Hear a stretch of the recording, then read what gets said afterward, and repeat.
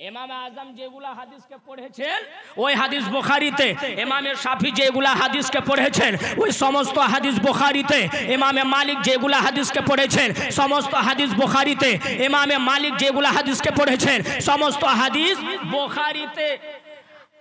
ইমামে আজম 8 রাকাত বলেননি, যেহেতু সমস্ত হাদিস পড়েছেন বুখারী। ইমামে শাফি সমস্ত হাদিস পড়েছেন 8 রাকাতের কথা বলেন না। ইমামে মালিক সমস্ত হাদিস পড়েছেন 8 রাকাতের কথা বলেন না। কোন ইমাম 8 রাকাতের কথা বলেন না। পরে বুখারী লেখা হলো আর বুখারীতে 8 রাকাতের তারাবি চলে আসলো নাকি। বুখারী তো পড়ে কিন্তু বুখারী বুঝে না। যেমন একটা উর্দুতে বলে, হ্যাঁ, বুখারী पढ़ के आती नहीं बुखारी मगर बुखार जरूर आता है। হ্যাঁ, বুখারী নবীর মুহাব্বতে, অন্তরে নবীর যদি ভালোবাসা থাকে, অন্তরে যদি নবীর মুহাব্বত থাকে, অন্তরে যদি নবীর প্যার থাকে তো বুখারী পড়লে বুখারী বুঝা যাবে। অন্তরে যদি নবীর মুহাব্বত না থাকে, অন্তরে যদি নবীর ভালোবাসা না থাকে, বুখারী পড়ার পরে বুখারী বুঝা যাবে না। বুখারী পড়ে বুখার অথবা জ্বর চলে আসে, জ্বর চলে আসবে। ওয়াহাবির আগে জ্বর চলে এসেছে বুখারী পড়ার পরে। বুখারী বুঝে না। বুখারী শরীফে এমন কোন একটি হাদিস নয় যে হাদিসে 8 রাকাত তারাবি লেখা আছে। কোরআনের তাফসীর জানে না, হাদিস পড়তে জানে না, হাদিসের মানা করতে জানে না। তারা এই সমস্ত মশলা নিয়ে অনেক বড় দুশ্চিন্তায় পড়ে যায়, বিভ্রান্তে পড়ে যায়। फिर ওই সাধারণ মানুষ কি করে, 2 নৌকাতে পাও রেখে দেয়, 2 নৌকাতে পাও রেখে মাঝে বিভ্রান্তে পড়ে আছে। কোন দলকে সঠিক বলবো, কোন দলকে বেঠিক বলবো, কোন দলকে গ্রহণ করব, কোন দলকে ছাড়ব, সিদ্ধান্ত নিতে পারে না, ফয়সালা করতে পারে না। এই করতে করতে করতে পৃথিবী ছেড়ে চলে যায়। কিনা কোনো যুবক, কোনো মানুষ যদি এই প্রশ্নটা করে, আল্লাহ এক, নবী এক, ধর্ম এক, আল্লাহ এক, নবী এক, ধর্ম ইসলাম এক, ফির এত দল কেন সৃষ্টি হলো, কেন পয়দা হলো এত দল? যেহেতু আল্লাহ এক, যেই নবীর উম্মত আমরা সে নবী এক, যেই ধর্মকে আমরা ফলো করি, নিজের অন্তর থেকে মানি, সেই ধর্মর নাম হচ্ছে ইসলাম এক। তারপরেও বেরেলভি আলহাদা, দেওবন্দি আলহাদা, আহলে হাদিস আলহাদা, শিয়া আলহাদা, মুতাজিলা আলহাদা। এত কেন দল পয়দা হলো এই জমিনের উপরে? কোন ব্যক্তি জিজ্ঞাসা করে আল্লাহ এক, নবী এক, তো ফিরে এই দেওবন্দি, ওয়াহাবি, বেরেলভি কোথায় থেকে আসলো? এই প্রশ্ন কোন বান্দা যদি করে, আল্লাহ এক, নবী এক, ধর্ম এক, ফির দল কেন এত হলো? এই প্রশ্নটা আলিমের উপরে হবে না। কোন বান্দা যদি এই ধরনের প্রশ্ন করে, এই প্রশ্ন আমার নবীর উপরে হয়ে যাবে, আমার নবীর উপরে প্রশ্ন করা হবে। কেননা আমার নবী পাক 1500 বছর পূর্বে আমার নবী পাক বলেছেন, সাতাফতারিকু উম্মতি সালাসাউ সাবঈনা ফিরকাতান কুল্লুহুম ফিন্নারি ইল্লা ওয়াহিদা। বলেন সুবহানাল্লাহ। আমার নবী পাক বলেছেন, আমার উম্মতের মধ্যে 73টা দল হবে, 73টা দল হবে। এই 73 দলের মধ্যে 72 দল জাহান্নামে যাবে, একটি দল জান্নাতে যাবে। বলেন সুবহানাল্লাহ। একটি দল জান্নাতি, 72 দল জাহান্নামী। কে ঘোষণা করেছে? কে ঘোষণা করেছেন? আমার নবী পাক সাল্লাল্লাহু আলাইহি ওয়াসাল্লাম। বলেন 73 দল হবে কি হবে না?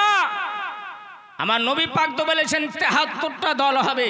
কোন বান্দা যদি বলে কেন এত দল পয়দা হয়েছে, এই প্রশ্নটা আমার মতন আলিমের উপরে হবে না আমার নবীর উপরে হবে? আমার নবীর উপরে প্রশ্ন করা হবে।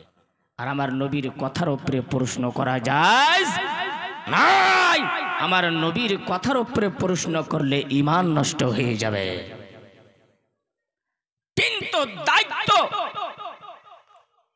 প্রত্যেক মুসলিম, প্রত্যেক মুমিনের দায়িত্ব হচ্ছে এই ৭৩ দলের মধ্যে সঠিক দলকে খুঁজে বাইর করা। কোন দল সঠিক, কোন দল বেঠিক। এই সঠিক বেঠিকের মধ্যে পার্থক্য না করে উল্টা প্রশ্ন আলিম ওলামার দরবারে যায় প্রশ্ন করে কেন এত দল পয়দা হয়েছে। হ্যাঁ, আরে আল্লাহ পয়দা করছেন তো বান্দা তুই রুখতে পারবি?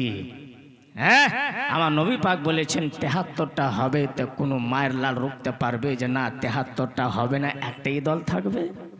কেউ পারবে না। তার জন্য মরার আগে, কবরে যাওয়ার আগে, এই পৃথিবী ছাড়ার আগে সঠিক দলকে খুঁজে বাহির করো।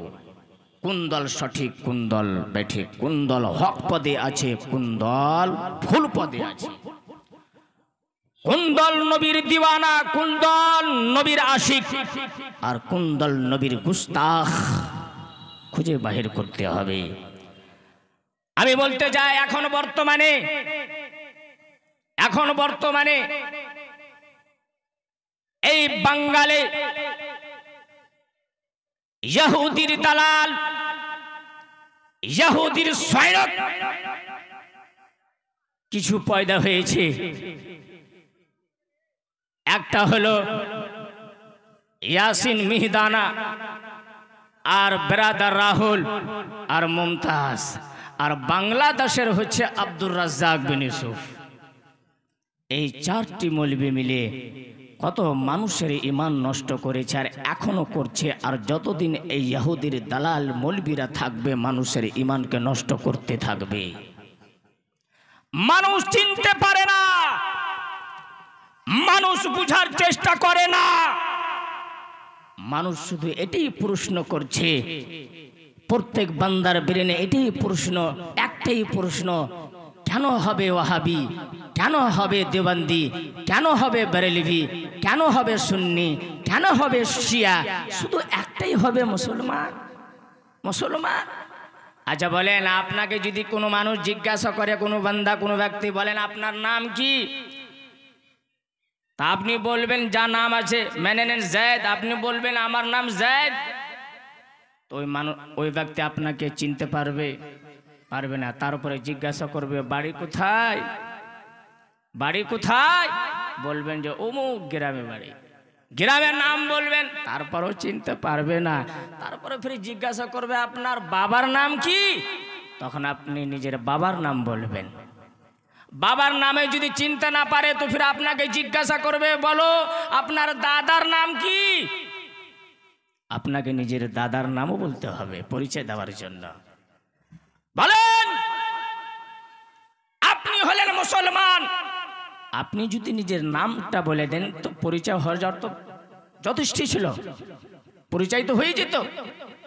কিন্তু না, আপনার নামের সঙ্গে সঙ্গে গ্রামের নাম, গ্রামের নাম, গ্রামের নাম বলার পরে ফির বাবার নাম, বাবার নামের পরে ফির দাদার নাম, দাদার নাম। জানতে পারা গেল পরিচয় দেওয়ার জন্য এক নাম যথেষ্ট নয়, অনেক নাম বলতে হয়, অনেক পরিচয় দিতে হয়।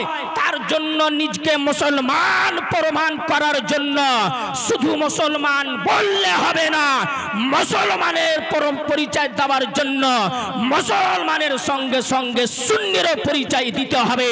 আর সুন্নির পরিচয় দেওয়ার জন্য মাযহাবে হানফির পরিচয় দিতে হবে, অথবা মাযহাবে শাফিঈর পরিচয় দিতে হবে, অথবা মাযহাবে মালিকের পরিচয় দিতে হবে, অথবা মালিকে হাম্বলির পরিচয় দিতে হবে।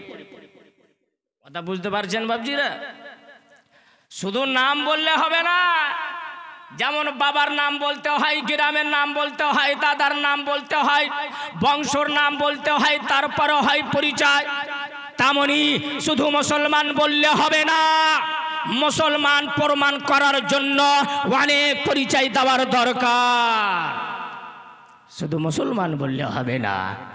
যা হোক, এখন বর্তমানে আমি বললাম আমাদের সাধারণ মানুষের ঈমান নষ্ট করছে ইনারা, আমাদের সাধারণ মানুষের আমল নষ্ট করছে ইনারা।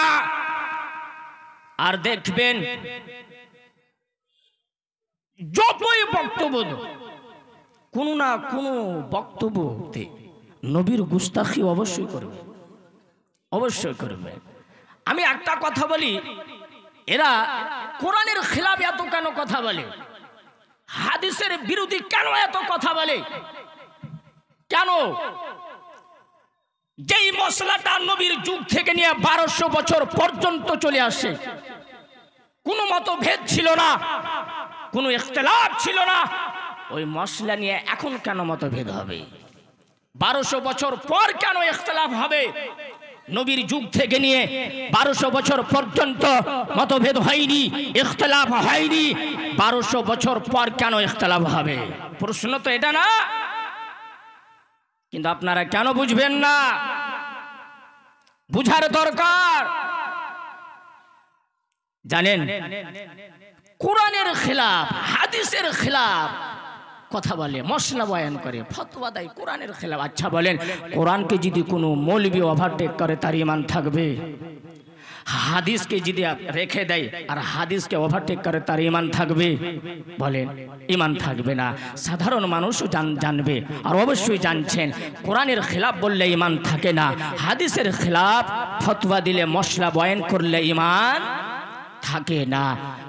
আব্দুর রাজ্জাক বিন ইউসুফ হাজারো হাজারো মশলা কোরআনের বিরোধী দিয়েছে, হাজারো হাজারো ফতোয়া হাদিসের বিরোধী দিয়েছে, কিন্তু এখন পর্যন্ত আপনারা কেন জানবেন না যে আব্দুর রাজ্জাক বিন ইউসুফ দ্বীনের খিদমত করে না, ইসলামের সারবারা নয়, মুসলমানের সৈনিক নয়। আব্দুর রাজ্জাক বিন ইউসুফ হয়েছে ইহুদির দালাল, ইহুদির সৈনিক।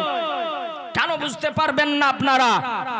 स्पष्ट भावे बोले दी, मेरे नबी के जमाने में यहूदी ने इस्लाम को मिटाने के लिए, इस्लाम को मिटाने के लिए साजिश और राजनीति करने के लिए घर चाहिए, घर यानी इस्लाम के मिटाबेर जन्य, इस्लाम के ध्वंस करार जन्य यहूदीरा सब समय माथा उठिए থাকে, सब समय माथा उठिए থাকে।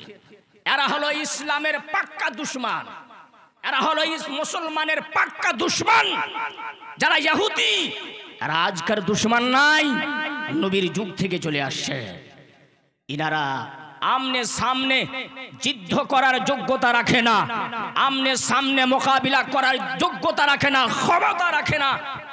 এরা যখন দেখলে যে মুসলমানকে যুদ্ধ করেও পারি না, আমরা মুসলমানকে যুদ্ধ করে আমরা পারবো না বা পারি না, তখন এরা রাজনীতি করলে, কি সাজিশ করলে, ইসলামকে যদি মিটাতে চাও, ইসলামের বিরোধী যদি কথা বলতে চাও, কোরআনের খেলাফ যদি মশলা বয়ান করতে চাও, তো সাজিশ করতে হবে, রাজনীতি করতে হবে, যুক্তি লাগাইতে হবে। আর যুক্তি কি লাগালে?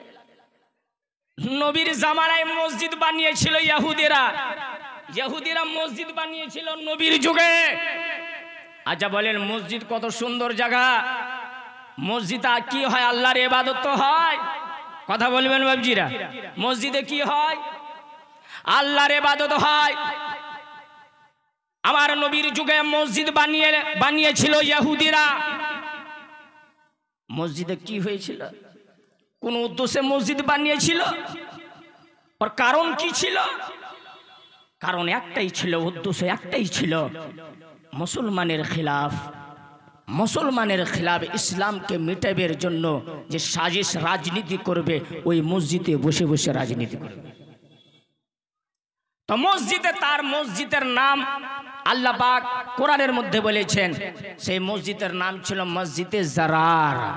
জারার মানে ওই মসজিদ, যে মসজিদের কারণে, যে মসজিদ ইসলামকে নোকসান পৌঁছায়, কোরআনের বিরোধী, হাদিসের বিরোধী, ইসলামের খেলাফ, ইসলামের বিরোধী বিরোধী যে মসজিদ তামির হয় সেই মসজিদকে বলা হয় মসজিদে জারার। মসজিদ বানিয়েছিল ইহুদিরা। আল্লাহ পাক আমার নবী পাককে দাওয়াতও দিয়েছিল, যাও যাও যাও যাও মুহাম্মদ বিন আব্দুল্লাহকে নিমন্ত্রণ দাও, দাওয়াত দাও যেন আমাদের মসজিদে আসে আর এসে যেন ইমামতি করে। আপনি ইমাম বনবেন, আমরা আপনার পিছনে নামাজ আদায় করব। আলাদা মসজিদ। আমার নবী পাককে দাওয়াত দেওয়া হলো। আল্লাহ পাকের পক্ষ থেকে আয়াত নাজিল হয়ে গেল। আল্লাহ পাক বললেন, এ আমার প্রিয় নবী, তুমি ওই মসজিদে যাবা যেই মসজিদ বানার উদ্দেশ্য হচ্ছে ইসলামকে মিটা, যেই মসজিদ বানার উদ্দেশ্য হচ্ছে ইসলামের বিরোধী কথা বলা, সেই মসজিদে আপনি যাবেন দাওয়াত খেতে। আল্লাহ পাক বললেন, না না, এ আমার প্রিয় নবী যাও আর ওই মসজিদকে ধ্বংস করে দাও, ওই মসজিদে আগুন লাগিয়ে জ্বালিয়ে দাও, ওই মসজিদের বুনিয়াদ খতম করে দাও।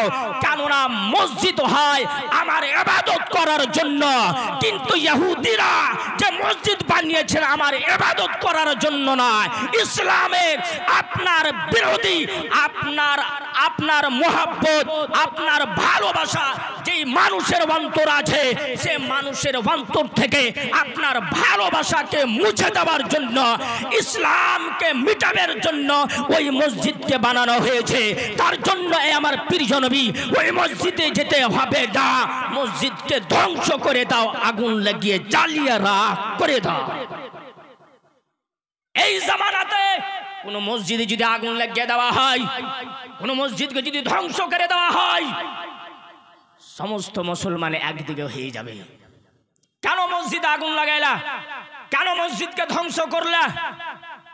কিন্তু এটা হুকুম আল্লাহ পাক দিয়েছিলেন আমার নবী পাককে, কেননা ওই মসজিদ ইবাদত করার জন্য বানানো হয়নি। কথা বুঝতে পারছেন? মসজিদ বানালে শুধু হবে না, মসজিদ বানার একটা উদ্দেশ্য হয়, কারণ হয়, আর সেই উদ্দেশ্য কারণ হচ্ছে আল্লাহর ইবাদত। আল্লাহর ইবাদত করা যদি কারণ না হয়, আল্লাহর ইবাদত করা যদি উদ্দেশ্য না হয়, তাহলে ওই মসজিদ আসলে মসজিদ নাই, সাধারণ বাড়ির মতন, সাধারণ ঘরের মতন মসজিদ। তারপরে মসজিদ যখন ধ্বংস করা হলো, মসজিদকে যখন জ্বালিয়ে দেওয়া হলো, তখন ইহুদিরা চিন্তায় পড়লো, এবার কি করতে হবে? আমরা তো আবিদ বনার চেষ্টা করলাম, আবিদ নমাজি বনার চেষ্টা করলাম, আর নমাজি রূপ ধারণ করে ইসলামকে মিটাবের চেষ্টা করলাম। মানুষের অন্তর থেকে, আল্লাহর বান্দার অন্তর থেকে এই নবীর ভালোবাসাকে মুছে ফেলে দেওয়ার চেষ্টা করলাম, কিন্তু আমরা সফল হইতে পারলাম না, আমরা কামিয়াব হইতে পারলাম না। তখন ওই ইহুদিরা যুক্তি লাগাইলো আর রায় মশওয়ারা করলো, এক কাজ করো, ইসলামকে ইসলামের খিলাফ ফতোয়া দেওয়ার জন্য, ইসলামকে মিটাবের জন্য, ইসলামের বিরোধী সাজিশ করার জন্য, ইসলামকে মিটাবের জন্য, ইসলামের খিলাফ রাজনীতি করার জন্য আবিদ বানার দরকার নাই, মসজিদ বানার দরকার নাই, এমন একটা রাস্তা তৈরি করো যেই রাস্তার মাধ্যম দিয়ে দিন বা দিন নবীর শরীয়তের বিরোধী কাজ হইতেই থাকবে, কোরআনের বিরোধী ফতোয়া জারি হইতেই থাকবে, হাদিসের বিরোধী কথা হইতেই থাকবে, নবীর মুহাব্বতের বিরোধী কথা হইতেই থাকবে, নবীর শানকে ঘটাইতে থাকবে, নবীর শানকে বাড়ার চেষ্টা করবে না। কি রাস্তা, কি যুক্তি? सोचा यहूदी ने अपने लोगों में से चंद अशखास को, चंद लोगों को चुन लिया जाए, चंद लोगों को चुन लिया जाए और चंद लोगों को इस्लाम का लिबास पहना दिया जाए, मुसलमान का लिबास पहना दिया जाए, इस्लाम का लिबास पहना दिया जाए। मुसलमान जैसा लिबास होगा, कुर्ता होगा, पायजामा होगा, सर पे टोपी होगी, लोग समझेंगे मौलाना है, लोग समझेंगे मुहद्दिस है, लोग समझेंगे मुफ्ती है, लोग समझेंगे मुफस्सिर है, लोग समझेंगे अल्लामा है। लेकिन हकीकत में वो ना मौलाना होगा, ना वो मुफ्ती होगा, ना वो मुहद्दिस होगा, ना वो मुफस्सिर होगा। हकीकत में यहूदी का दलाल होगा, यहूदी का चेला होगा। এরা ইহুদিরা যুক্তি লাগাইল, আলিমের রূপ ধারণ করো, মুফতি বনে যাও, নিজকে মুফতি ঘোষণা করে দাও, নিজকে আল্লামা ঘোষণা করো।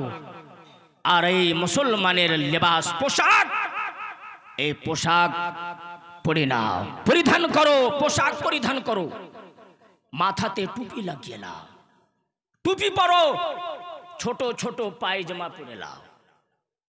আর এই ইসলামের লেবাস, ইসলামের পোশাক পরিধান করে জমিনের উপরে চলে যাও। মানুষ জানবে আল্লামা ফতোয়া দিচ্ছে, মানুষ জানবে মুহাদ্দিস ফতোয়া দিচ্ছে, মানুষ জানবে মাওলানা ফতোয়া দিচ্ছে। আর একটি দল তৈরি করো, তখন নিজেই কাম খুদ বা খুদ কাজ হইতে থাকবে, মেহনত করার প্রয়োজন পড়বে না। আর দেখেন ওই যুগ চলে এসছে এখনো বর্তমানে এই ওয়াহাবির দলের মৌলবীরা আসলে দ্বীনের খিদমত করে না, মুসলমানের মদদগার নাই, আর আল্লামা নাই।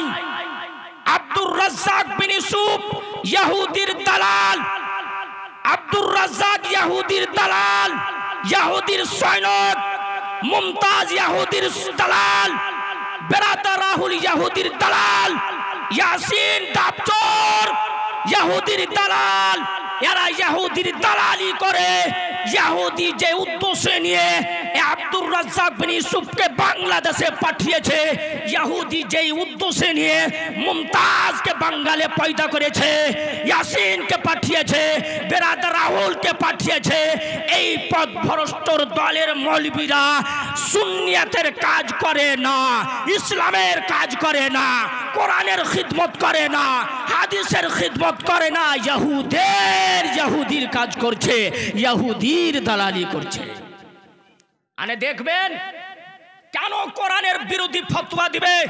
ইহুদিরাও চাইছে কোরআনের বিরোধী ফতোয়া দাও, ইহুদিরা চাইছে হাদিসের বিরোধী কথা বলো, নবীর মুহাব্বতের কথা বলো, এমন কথা বলো, যেমন ফতোয়া দাও, এমন মসলাক বয়ান করো, যেই মসলাকের মাধ্যম দিয়ে, যেই ফতোয়ার মাধ্যম দিয়ে, যেই বক্তব্যের মাধ্যম দিয়ে, যেই ওয়াজের মাধ্যম দিয়ে মানুষের অন্তর থেকে নবীর মুহাব্বত, নবীর ভালোবাসা খতম হয়ে যাবে। আর হয়ে যাচ্ছে। আনে দেখেন, যে ওয়াহাবি নিজকে ঘোষণা করে, বলবেন নবীর নাম শুনলে তাজিম করা যাবে না, আঙ্গুঠা চুম্বন দেওয়া যাবে না, চোখে লাগিয়া মাসা করা যাবে না, নবীর উপরে দুরূদ পাঠ করা যাবে না, নবীর উপরে সালাম পড়া যাবে না, নবীর শানে তাজিম করা যাবে না, কায়াম করা যাবে না। প্রত্যেক মসলাতে দেখবেন নবীর মুহাব্বতের, নবীর ভালোবাসার বিরোধী কথা বলে। কেননা এরা হলো ইহুদির দালাল। ইহুদি যে চায় সেই কাজ এরা করে, এই দলেরা করে। তার জন্য এখনো সময় আছে, চিনার চেষ্টা করেন, বুঝার চেষ্টা করেন, না হলে ঈমান নষ্ট হয়ে যাবে, আমল নষ্ট হয়ে যাবে। তার দেখেন বর্তমানে এখন আপনি সচেত, তারাবির সামনে তারাবির নামাজ পড়তে হবে।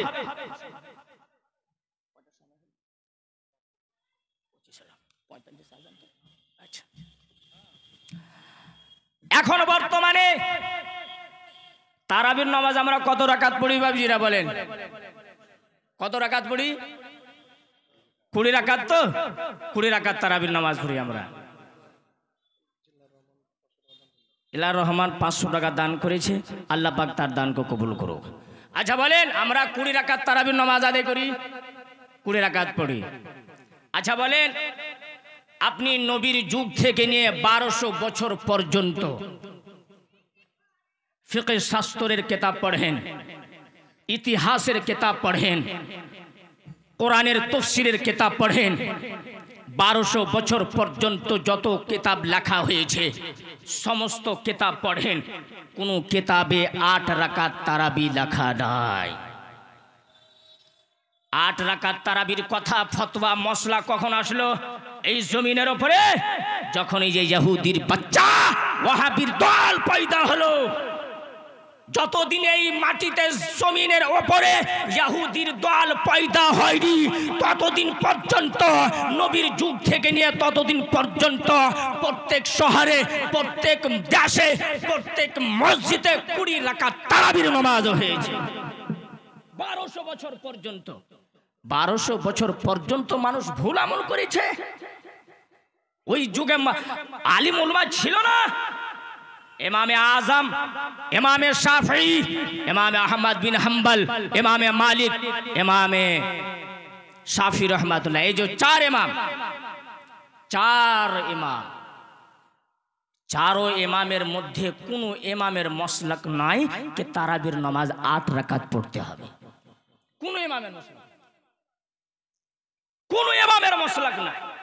20-এর উপরে আছে কিন্তু নিচে না, ওপরে আছে কিন্তু নিচে না। 20 রাকাত ইমামে আজম আবু হানিফা, ইমামে শাফি রাহিমাহুমুল্লাহ, এই 2 বিখ্যাত মুস্তাহিদের মসলাক হচ্ছে 20 রাকাত তারাবি। তারপরে ইমামে আহমদ বিন হাম্বল, ইমামে মালিক রাহিমাহুমুল্লাহ, এই 2 বিখ্যাত মুস্তাহিদের মসলাক ওপরে আছে, 36-41 পর্যন্ত আছে, কিন্তু 20-এর নিচে তারাবির নামাজই নাই। 20 রাকাতের নিচে তারাবির নামাজই নাই। নবীর যুগ থেকে নিয়ে 1200 বছর পর্যন্ত যত কিতাব লেখা হয়েছে সমস্ত কিতাব আপনি পড়েন, কোন কিতাবের মধ্যে 8 রাকাত তারাবি লেখা নাই।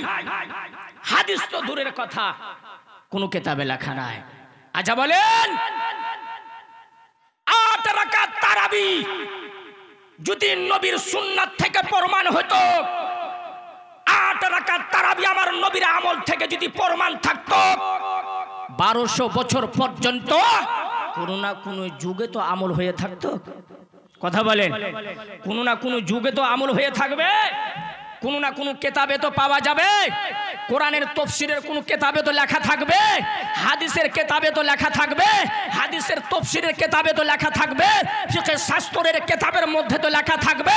কিন্তু আমি চ্যালেঞ্জ করছি, নবীর যুগ থেকে নিয়ে 1200 বছর পর্যন্ত কোন যুগে 8 রাকাত তারাবি হয়নি, আর কোন কিতাবের মধ্যে 8 রাকাত তারাবি লেখা না। সব 20 রাকাত লেখা আছে, সব 20 রাকাত লেখা আছে। তারপরে শুনেন, আজকে থেকে নিয়ে 200 বছর আগে, 200 বছর আগে এই ইহুদির দালাল ওয়াহাবির দল পয়দা হলো। আর এই ওয়াহাবির দল যেদিন পয়দা হলো সেদিন থেকে 8 রাকাতের ফতোয়া আসলো।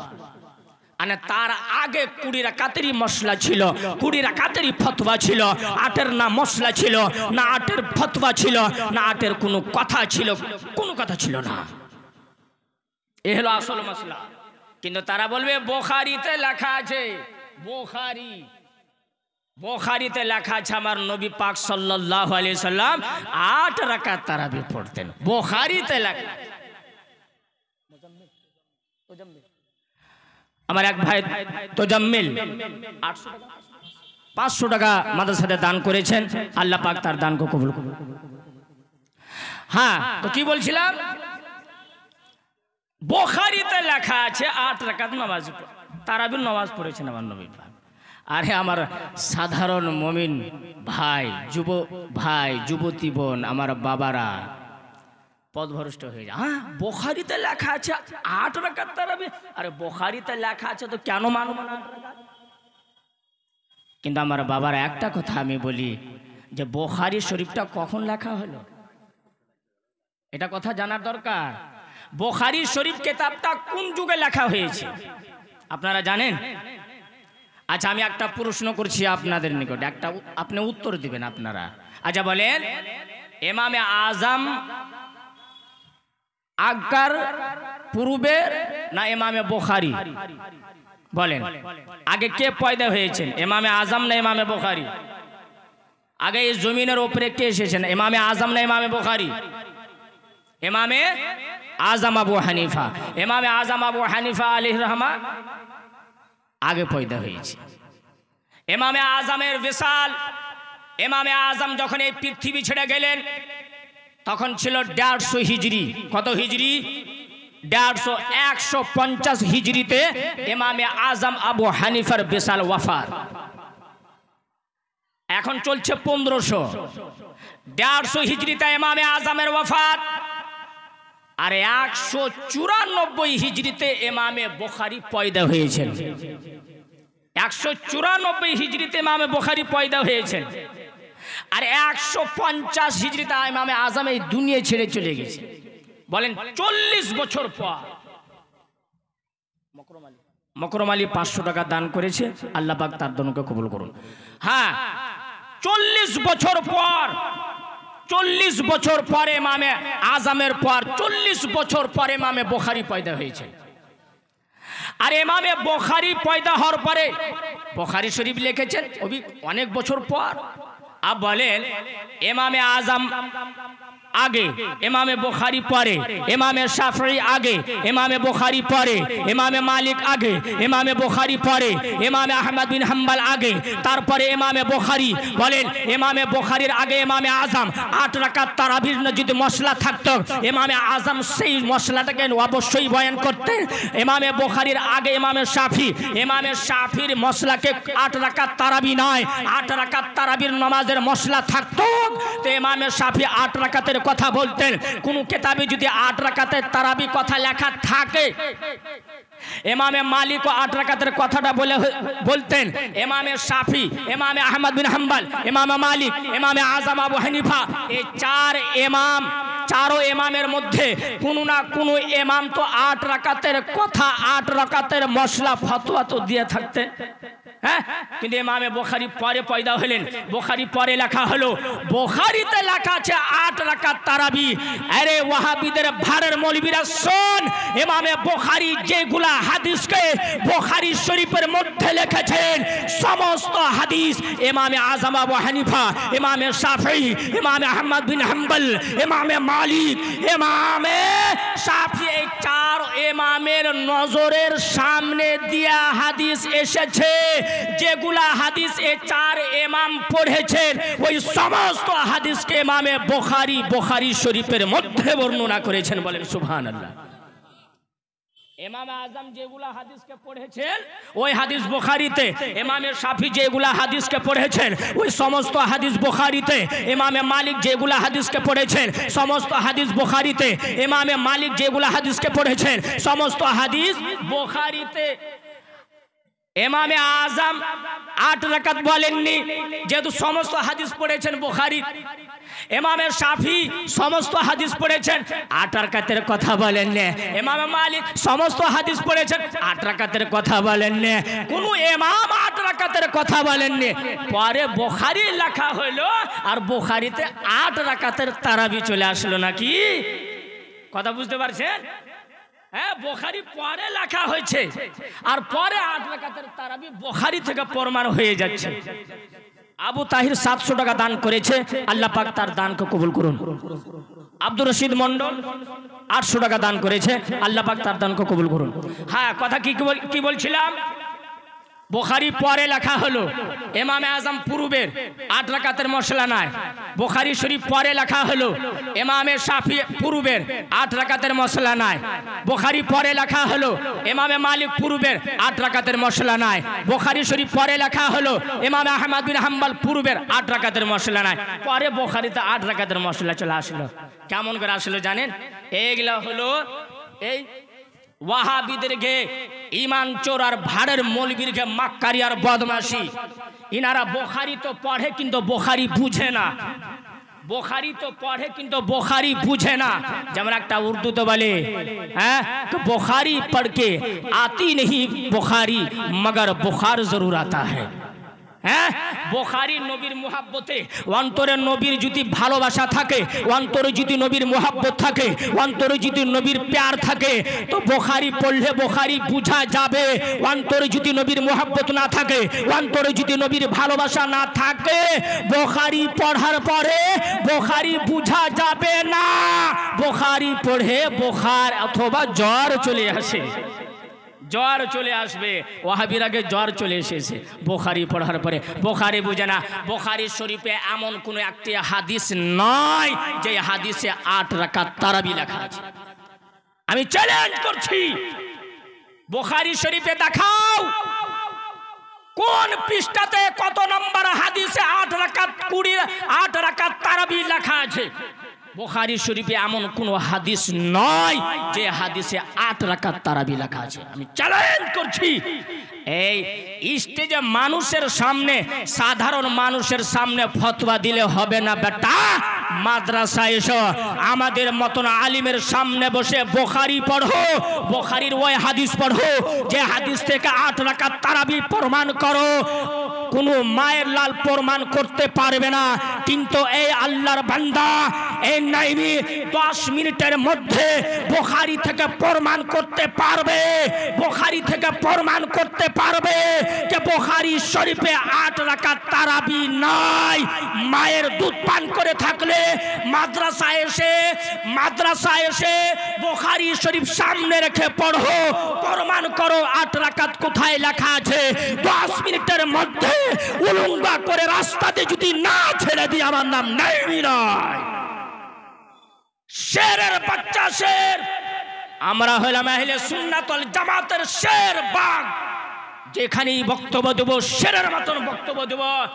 বুখারী শরীফের কথা হোক, তিরমিজি শরীফের কথা হোক, ইবনে মাজার কথা হোক, সুনান ইবনে মাজার কথা হোক, আবু দাউদের কথা হোক, মুসলিমের কথা হোক, কত হাদিস পড়েছো বেটা, সামনে হাদিস পড়ে মশলা প্রমাণ করে দেখাও।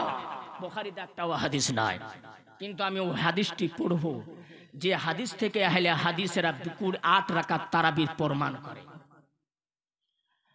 বুখারী শরীফ খণ্ড নম্বর 1 পৃষ্ঠা নম্বর 269, রমজান মাসের রজনীতে ইবাদত করার ফজিলতের অধ্যায় ইমামে বুখারী একটি হাদিস বর্ণনা করেছেন। হাদিস নম্বর হচ্ছে 1968। হযরতে আম্মা আয়েশা সিদ্দিকা রাদিয়াল্লাহু তাআলা আনহা থেকে বর্ণিত। আম্মা আয়েশাকে জিজ্ঞাসা করা হলো, আনাবি সালমা ইবনে আব্দুর রহমান আন্নাহু সাআলা আয়েশাতা রাদিয়াল্লাহু তাআলা আনহা। হযরতে আবি সালমা ইবনে আব্দুর রহমান জিজ্ঞাসা করলেন, ও আম্মা আয়েশা সিদ্দিকা রাদিয়াল্লাহু তাআলা আনহা, কাইফা কানাত সালাতু রাসূলিল্লাহ সাল্লাল্লাহু আলাইহি সাল্লাম ফি রমজানা। আম্মা আয়েশাকে জিজ্ঞাসা করা হলো, ওগো আম্মা আয়েশা, আপনি ফতোয়া দেন, আপনি মশলা বয়ান করেন, আপনি বলুন আমার নবী পাক সাল্লাল্লাহু আলাইহি সাল্লাম রমজান মাসে রজনীতে কত রাকাত নামাজ আদায় করতেন? বলেন সুবহানাল্লাহ। কত রাকাত নামাজ আদায় করতেন?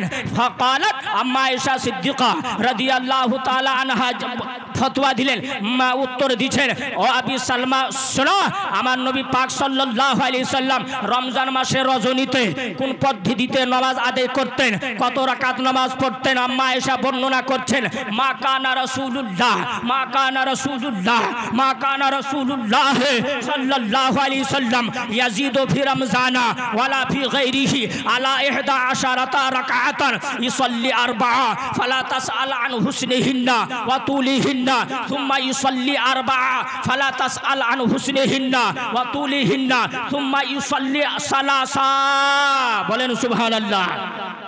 বুখারী শরীফের হাদিস। আর এই হাদিসটাকে ওয়াহাবিদের মৌলবীরা পেশ করে আর বলে দেখো এখানে 8 রাকাত তারাবি লেখা আছে। আমরাও তো বুখারী পড়ছি বাবজি, বুখারী তো আমরাও পড়ি, আমরা কেন পাই না? বুখারীতে 8 রাকাত তারাবি। আরে ঈমান চোর ভাড়ের মৌলবীরা, তোরা কোথায় পেয়ে লিছিস বুখারী শরীফে 8 রাকাত তারাবি? আমরা তো পাই না, আমরাও বুখারী পড়ি আলহামদুলিল্লাহ, বুখারী আমরাও পড়ি। বুখারীর হাদিস। আম্মা আয়েশা বলেন, কি জিজ্ঞাসা করা হলো? আম্মা আয়েশা বলুন আমার নবী পাক রমজান মাসে রজনীতে কত রাকাত নামাজ পড়তেন? আম্মা আয়েশা বলছেন, মা কানা রাসূলুল্লাহ সাল্লাল্লাহু আলাইহি সাল্লাম ইয়াজিদু ফি রমজানা ওয়ালা ফি গায়রিহি আলা 11 রাকাত। আম্মা আয়েশা বয়ান করছেন, আমার নবী পাক সাল্লাল্লাহু আলাইহি সাল্লাম রমজান মাস হোক রমজান মাসের বাহির মাস, মানে রমজান মাস ছাড়া অন্য মাস, মানে কি হবে 12 মাস আমার নবী পাক সাল্লাল্লাহু আলাইহি সাল্লাম একই মতন আমল করতেন। বলেন সুবহানাল্লাহ। 12 মাস, কথা বুঝবেন বাবজি, ধ্যান দিয়ে শুনবেন। 12 মাস আমার নবী পাক সাল্লাল্লাহু আলাইহি সাল্লাম 11 রাকাতের বেশি নামাজ পড়তেন না। 12 মাস। আচ্ছা বলেন, আমরা তারাবির নামাজ 12 মাস পড়ি? তারাবির নামাজ আমরা 12 মাস পড়ি? কয় মাস পড়ি? আম্মা আয়েশা কি উত্তর দিলেন? 1 মাসের না 12 মাসের? 12 মাসের। আপ বলেন এখান থেকে তারাবির প্রমাণ হবে? হবে। আম্মা আয়েশা উত্তর কি দিচ্ছেন? 12 মাস আমার নবী পাক এক মতন আমল করতেন। 11 রাকাতের বেশি নামাজ পড়তেন না। যেহেতু আমরা তারাবির নামাজ 12 মাস নাই, 1 মাস পড়ছি। এই ওয়াহাবিদের ভাড়ার মৌলবীরা এই হাদিস থেকে যদি তারাবির 8 রাকাত নামাজ প্রমাণ করো তো ফির 1 মাস নাই 12 মাস তারাবির নামাজ পড়ো।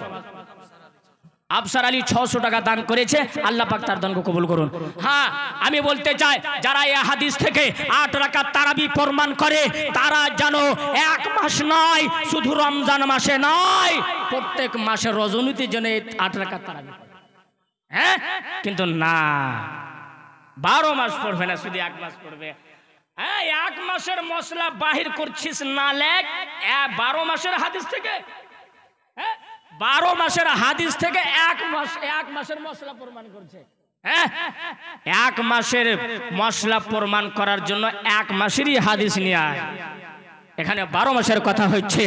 তারপরে শুনুন, আম্মা আয়েশা জিজ্ঞাসা বর্ণনা করছেন, ইউসাল্লি আরবা, আমার নবী পাক দাঁড়াইতেন 4 রাকাতের নিয়াত বানতেন। কত রাকাতের? 4 রাকাতের নিয়াত বানতেন, সালাম ফিরেতেন, আবার 4 রাকাতের নিয়াত বানতেন, সালাম ফিরেতেন, আবার 3 রাকাতের নিয়াত বানতেন, সালাম ফিরেতেন। কত রাকাত হলো? 4 4 8 3 11। আপ বলেন আমরা তারাবির কত রাকাত করে নামাজ পড়ি? 2 রাকাত করে। আম্মা আয়েশা কি বর্ণনা করছেন? আমার নবী পাক 4 4 করে পড়তেন। 4 রাকাতে 1 সালামে পড়তেন। আমরা 1 সালামে 4 রাকাত পড়ি, 2 দিন করে পড়ি।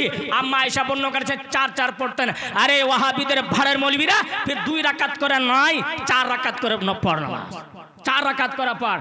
আচ্ছা, তারপরে শুনুন আম্মা আয়েশা আগে কি উত্তর দিলেন। আম্মা আয়েশা বর্ণনা করছেন, ফাকালাত আম্মা আয়েশা রাদিয়াল্লাহু তাআলা আনহা, আম্মা আয়েশা বর্ণনা করছেন, আমি বললাম, হুজুরকে জিজ্ঞাসা করলাম, ইয়া রাসূলুল্লাহ আতানামু ক্বাবলা আন তুতিরা, ইয়া রাসূলুল্লাহ আপনি বিত্তের নামাজ পড়ার আগে ঘুমান না? আপনারা বিত্তের নামাজ পড়ার আগে ঘুমান?